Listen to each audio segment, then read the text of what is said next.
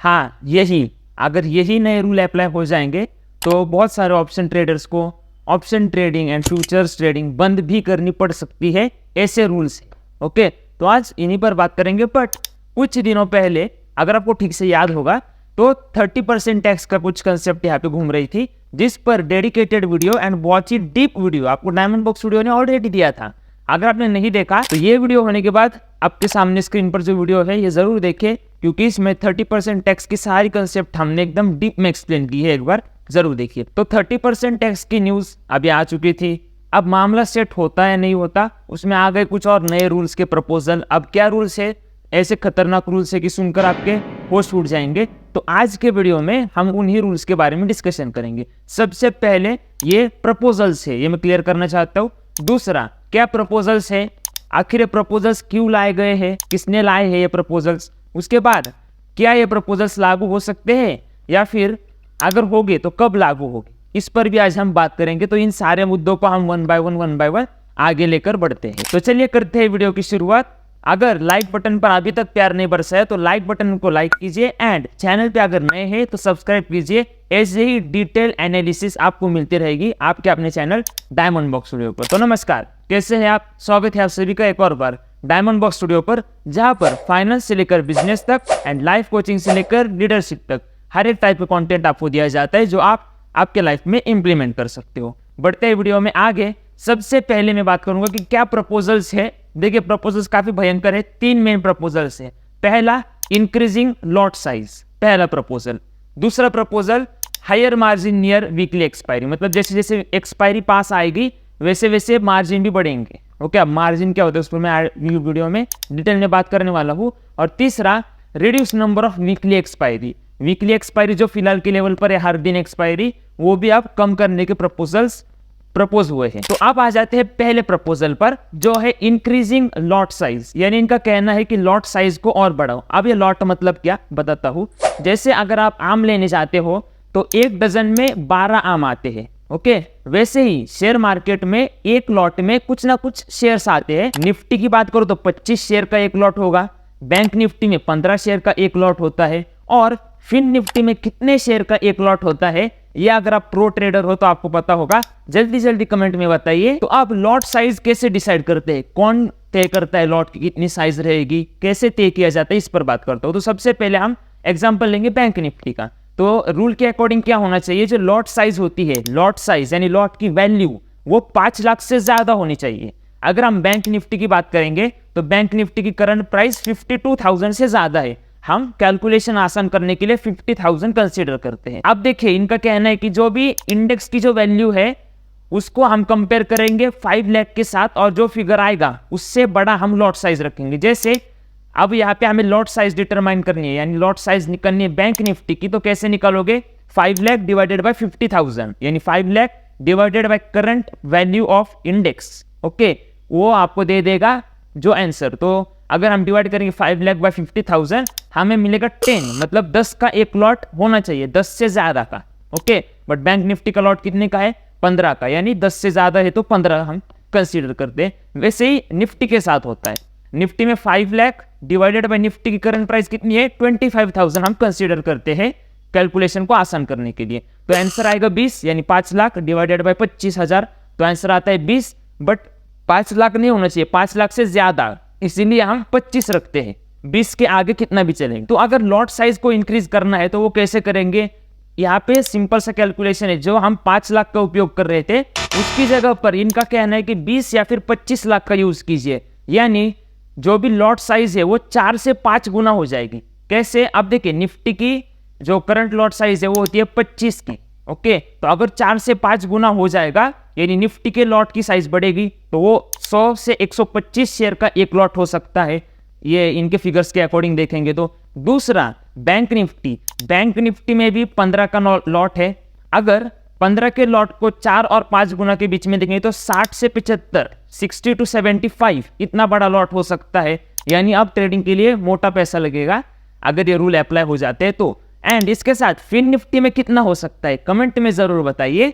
चलो, वीडियो आप एंजॉय कर रहे हैं तो वीडियो को लाइक कीजिए एंड फटाफट आगे बढ़ते। तो चैनल को सब्सक्राइब करना आपका काम है और आपको वैल्यू देना हमारा काम है। इसीलिए जो नए हैं उन्होंने चैनल को फटाफट सब्सक्राइब करना है। बढ़ते हैं हमारे दूसरे प्रपोजल की तरफ। दूसरा प्रपोजल ऐसा है कि higher margin near weekly expiry. मतलब क्या इनका कहना है कि अगर आपको 100 रुपए की चीज लेनी है तो आप 100 रुपए में ही लेना, आप लेना उतने ही प्राइस में, बट उसे खरीदने के लिए आपके पास 100 रुपए से ज्यादा पैसे होने चाहिए। इसे कहते हैं हायर मार्जिन। ओके, मतलब अगर आपको 10,000 रुपए से ट्रेडिंग करनी है तो आपके पास 10,000 से ज्यादा पैसे आपके अकाउंट में होने चाहिए, तभी आप 10,000 की ट्रेडिंग कर सकते हो।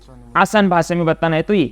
ओके, मतलब एक दूसरे शब्दों में कहा जाए तो एक एलिजिबिलिटी क्राइटेरिया है। मतलब अगर आपको 100 रुपए की कोई चीज खरीदनी है तो आपको 100 रुपए में ही मिलेगी, बट आपके पास 150, 200, 250 रुपए होने चाहिए। ओके, ऐसा हो सकता है। ऐसा दूसरा प्रपोजल है। इसी के साथ दूसरे प्रपोजल में और मैं थोड़ा आगे बढ़ता हूं।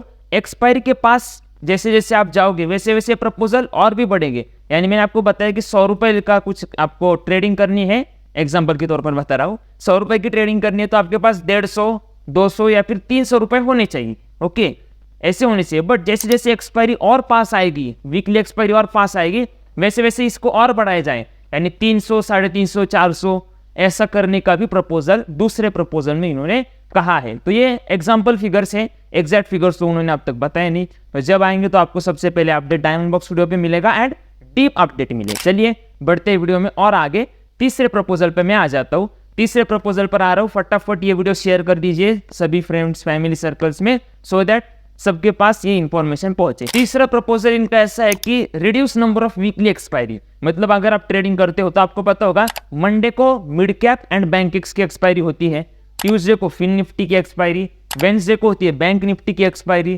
थर्सडे को होती है निफ्टी की एक्सपायरी एंड फ्राइडे को होती है सेंसेक्स की एक्सपायरी। मतलब हर एक दिन किसी न किसी की एक्सपायरी है। इसमें इनका कहना है कि ये सब आप बंद किया जाए, किसी एक दिन ही एक्सपायरी रखी जाए। मतलब जैसे पहले होता था थर्सडे को निफ्टी बैंक निफ्टी दोनों की एक्सपायरी, वैसे ही फिलहाल फिर से इंप्लीमेंट करने की सोच रहे हैं। अब ऐसा क्यों, इस पर भी मैं बात करने वाला हूं। तो ये नए रूल, मैं थोड़ा आगे बढ़ता हूं, ये नए रूल आखिर क्यों नए रूल्स लगाने हैं। तो पहला मुद्दा तो आपको पता ही है कि जो ऑप्शन ट्रेडिंग का जो डेटा आया है उसमें पता चला है कि 90% ट्रेडर्स लॉस में है, बस 10% ट्रेडर प्रॉफिट में है। तो इनका कहना है कि कहीं ना कहीं हम ट्रेडर्स की संख्या अगर कम कर देंगे तो होने वाला लॉस भी कम होगा। तो इसीलिए पहला हमारा कारण।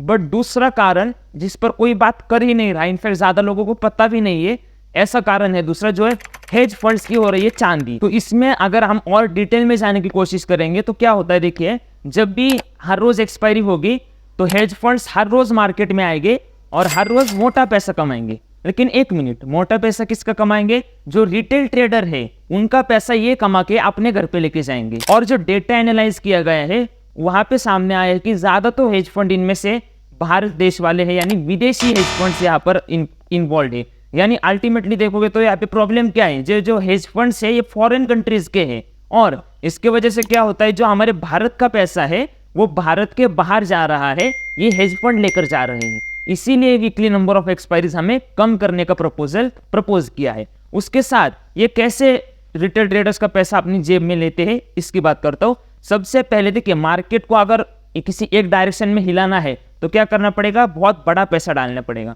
तो ये हेज फंड क्या करेंगे, बहुत बड़ा पैसा डालेंगे और जो लोगों के स्टॉप लॉस है उसे हिट करेंगे, आइदर अपवर्ड साइड में या फिर डाउनवर्ड साइड में स्टॉप लॉसेस हिट करेंगे और अच्छा खासा रिटेल ट्रेडर का पैसा अपनी जेब में डालेंगे और निकल जाएंगे। तो ये हेज फंड चालाकी कर रहे हैं, इसी के लिए ये नया प्रपोजल है और इसके वजह से अल्टीमेटली भारत का पैसा बाहर जा रहा है, यानी भारत को नुकसान हो रहा है। तो अब आखिरी मुद्दे पर बात करते हैं कि क्या ये प्रपोजल एप्लीकेबल होंगे या फिर कब होंगे, अगर होंगे तो कब तक होंगे, इसकी बात करते हैं। सबसे पहले ये जो प्रपोजल्स है ये एक एक्सपर्ट टीम ने डिजाइन किए गए हैं। मतलब कुछ ना कुछ कमिटीज होती है, कुछ टीम होती है जो ऐसे प्रपोजल बनाती है और सेबी को देती है।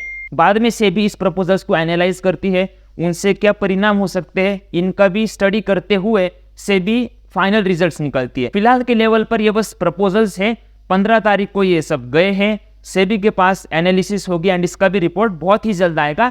एंड अब तक सेबी के पास से कोई ऑफिशियल अनाउंसमेंट नहीं हुई है, बट जैसे ही होगी कमेंट सेक्शन में आपको अपडेट करेंगे। उसके लिए चैनल को सब्सक्राइब नहीं किया तो सब्सक्राइब कीजिए, कमेंट सेक्शन में नजर बनाए रखिए एंड जो मैंने आपको वीडियो में पहले कहा है कमेंट सेक्शन में बताने के लिए वो जरूर बताइए। और सबसे लास्ट में इन सब के बारे में आपके क्या विचार हैं ये बहुत ज़रूरी है हमारे लिए, इसलिए आप ज़रूर बताइए। मिलता हूँ आपको अगले वीडियो में। तब तक फाइनेंस का बहुत सारा कंटेंट अपने चैनल पर ऑलरेडी अवेलेबल है, एक बार ज़रूर चेकआउट कीजिए। फाइनेंस के साथ साथ बिजनेस का भी बहुत सारा कंटेंट है, एक बार चेकआउट कीजिए। एंड लास्ट में जाते जाते लाइफ कोचिंग का भी बहुत सारा कंटेंट अवेलेबल है। जो वीडियो मिस आउट हुए हैं खास करके उन्हें जल्द से जल्द देखिए और चैनल को सब्सक्राइब कीजिए, सो दैट आने वाले सभी वीडियोस के अपडेट आप तक पहुंचे। फाइनली अगर आप यूट्यूब पे देख रहे हो तो सब्सक्राइब कीजिए, फेसबुक या इंस्टाग्राम पे देख रहे हो तो फॉलो कीजिए। अगला वीडियो किस टॉपिक पर चाहिए कमेंट में ज़रूर बताइए। धन्यवाद।